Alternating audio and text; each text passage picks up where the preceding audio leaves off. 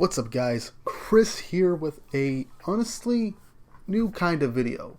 It's a review, but also just me gushing over the new special 20th anniversary one-shot for Bleach. Now, I'm just going to get this out of the way. I did not finish reading Bleach. I got up to the Fullbringer arc, and then once the 1,000-Year Blood War arc was about to begin, I put it down, and I was like, you know what? I'm going to wait a bit. I got some other stuff to catch up on. Bleach isn't going anywhere. It's fine.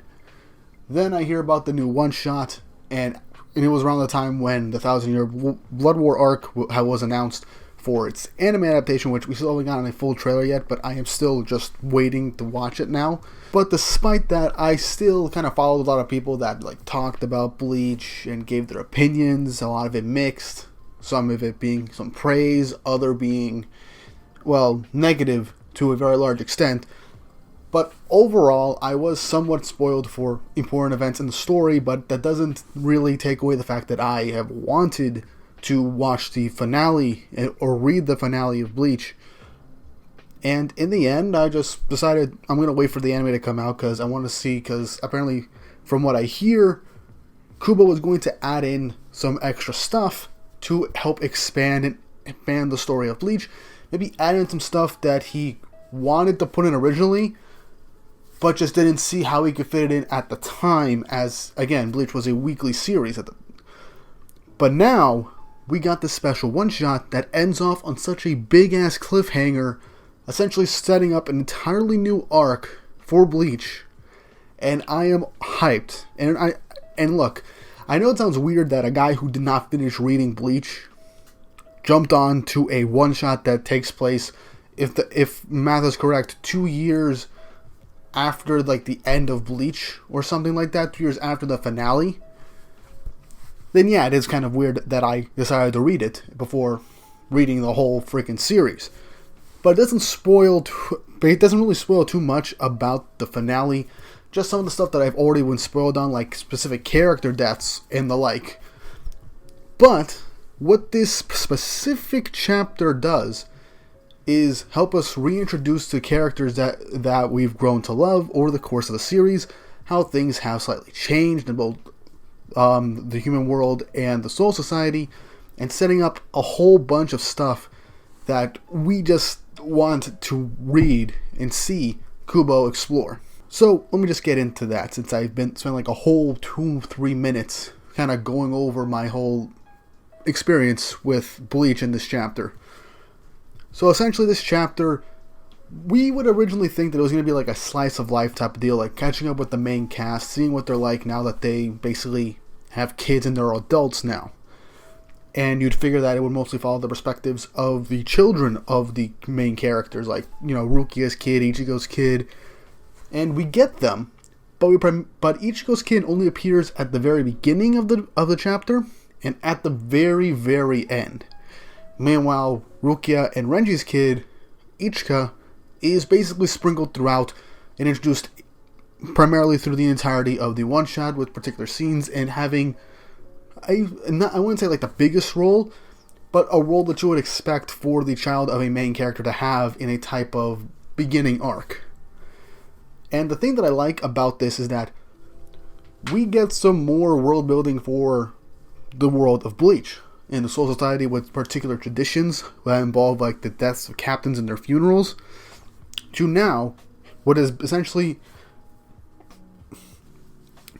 sets up a whole brand new arc.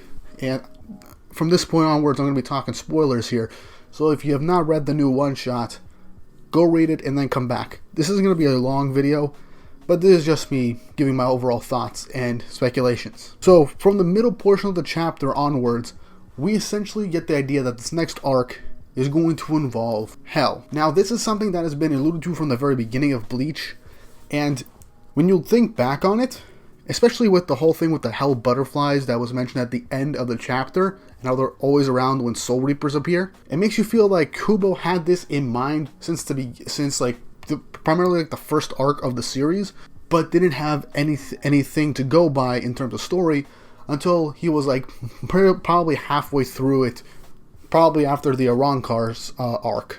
And we did have a movie that and that basically showed the main characters essentially going into hell. But apparently Kubo's ideas for that movie were not taken into account for it, which means Kubo had a bunch of thoughts and story beats that essentially did not get adapted into the movie form, which means now he can explore them in this new sequel.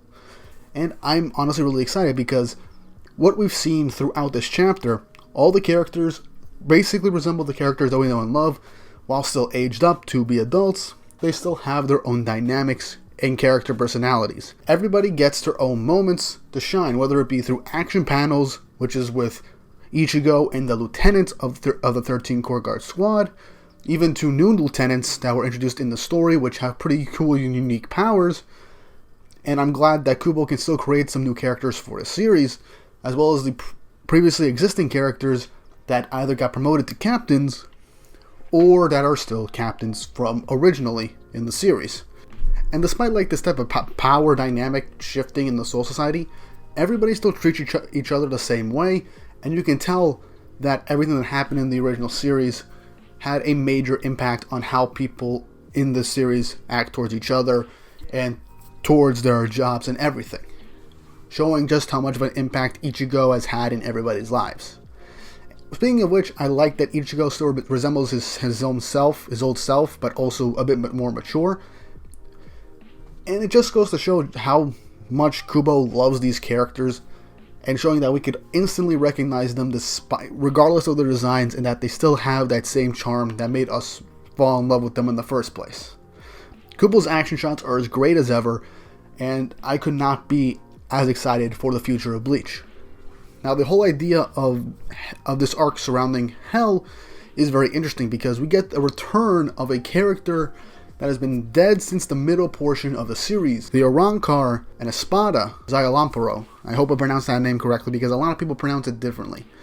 But anyway, this character, completely different design,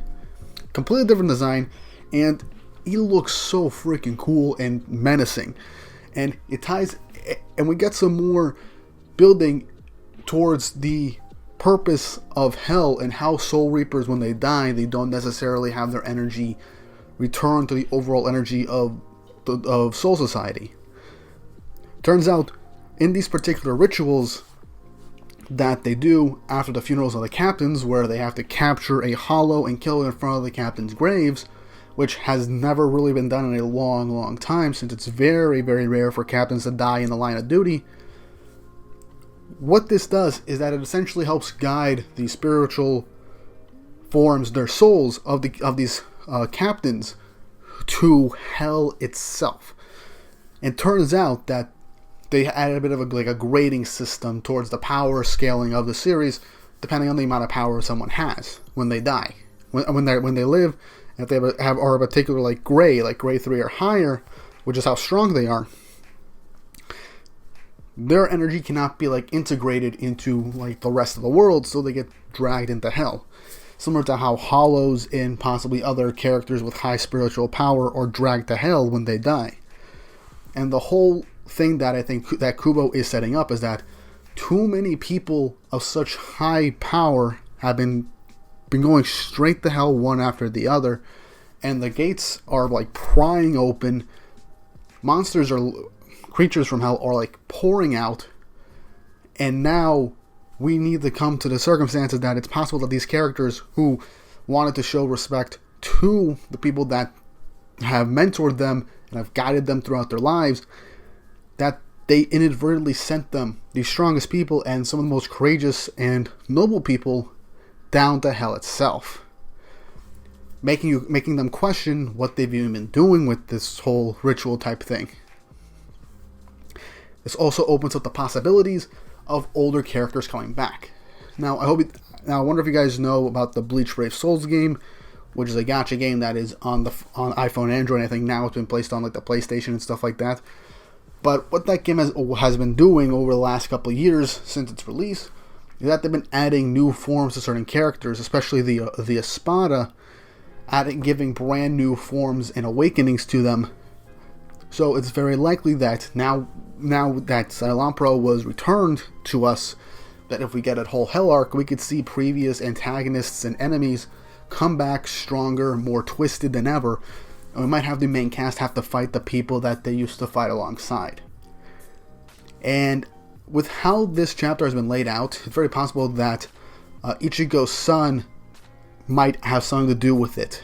We don't know, but it's highly possible that he inadvertently helped cause this opening of hell to come out sooner from the beginning of the chapter, since we focused on him, and he opened up some strange portal with a bunch of hell's butterflies following suit. And then we end up getting the ending scene where he seemingly is where Ichigo is, and there's just a whole bunch of stuff that I would love to get into this, but there are a bunch of people that go through everything that could possibly be going through in like breaking down this chapter in itself. And I'm not gonna lie, I am really, really hyped for the return of Bleach. Now, what Kubo could be doing with Bleach, a lot of people are speculating that he's gonna do like a potential crossover with Burn the Witch, his new series that he's been doing, which only has, not including the one shot he did to introduce it, 4 chapters. And apparently that was supposed to be the first season, breaking up that manga into seasons, meaning he could, while working on this, he could have been working on Burn the Witch, and now, for all we know, Bleach could be going through the same thing. As a return to form, instead of it being weekly, it'll be a type of seasonal thing. We get a number of chapters, and whatever number of chapters Kubo wants to do for a season of Burn the Witch, which I presume is going to be next. And then, when that's done, we get Bleach, until we eventually bring the storylines together into a massive crossover. Which would be really fun, because it was blatantly at the end of the very first one-shot that Burn the Witch takes place in the world of Bleach, and seemingly around the same time as what this arc is going to be based off of in the timeline. And this is just per speculation. I'm not entirely sure. I'm not an encyclopedia of a Bleach fan. I still haven't even finished the final arc yet, and I'm excited for the rest of the series. Which, now I just want to go through Bleach from the beginning and then read the final chapters. But yeah, this whole Hell arc, it feels like Kubo finally is getting a chance to tell another part of his story, and I can't be more excited. I can't wait to see more Burn the Witch, because it has a lot of potential to be another one of Kubo's best to work along with side Bleach, and he has a lot of creativity and really interesting character designs, and he can make good characters and that are fun to watch, and some very interesting powers, as well as the fight scene. So I want to see where Burn the Witch goes first before speculating how a potential crossover can end up being. But I'm really hyped for what this next arc of Bleach can be, and what the inevitable release schedule of this new series is going to be. Whether it be seasonal like Burn the Witch, where Kubo has a ton of time to work on it, or if he's just going to end up making this more sporadic, similar to the new manga series Shojin X that has been being done by Ashita Sweeb, I hope I pronounced his name correctly, who did Tokyo Ghoul. And his new series Shojin X has been a bit sporadic with release dates, primarily with the amount of detail he puts into every single chapter, but the last 2-3 chapters have been somewhat insequential to each other, within a few weeks of each other instead of months apart, which I find both cool, and I'm liking that Shonen Jump is letting its creators take their time with their works, because as we all know, bringing out a chapter every single week is honestly kind of overkill, and is kind of, it's kind of played to a negative effect to the manga creators. So if Kubo gets a chance to tell a story in the amount of time he wants, then I don't mind. Not to mention that since Bleach seems to be going into a much darker route, and Bleach has always had some dark moments and bloody moments and stuff like that, he's already got stuff like Red Hood and Chainsaw Man and Jujutsu Kaisen in Shonen Jump within the last 2 years. I'm honestly not surprised that this could be a good timing for Bleach to make a comeback.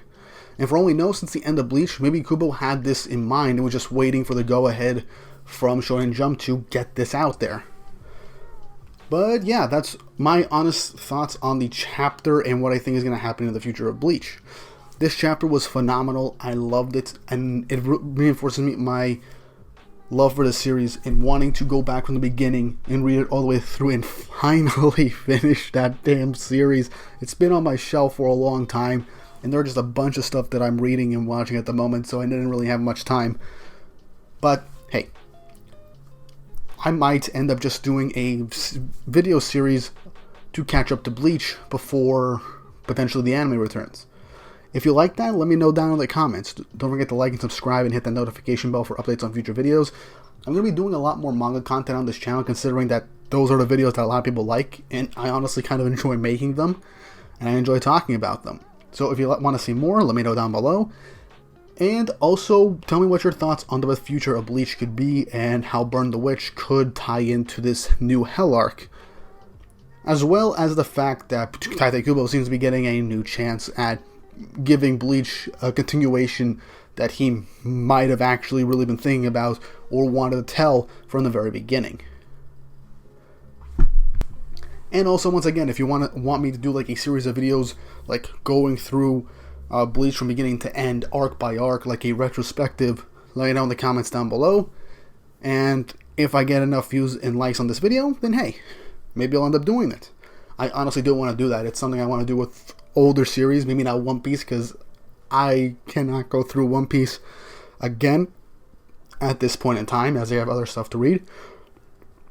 But Bleach, I am excited to read through one more time. I didn't do any rereads of Bleach, so if you want to see me do this, then show your support. But with all that said and done, I hope you enjoyed this little impromptu video, and I hope you all have an awesome day.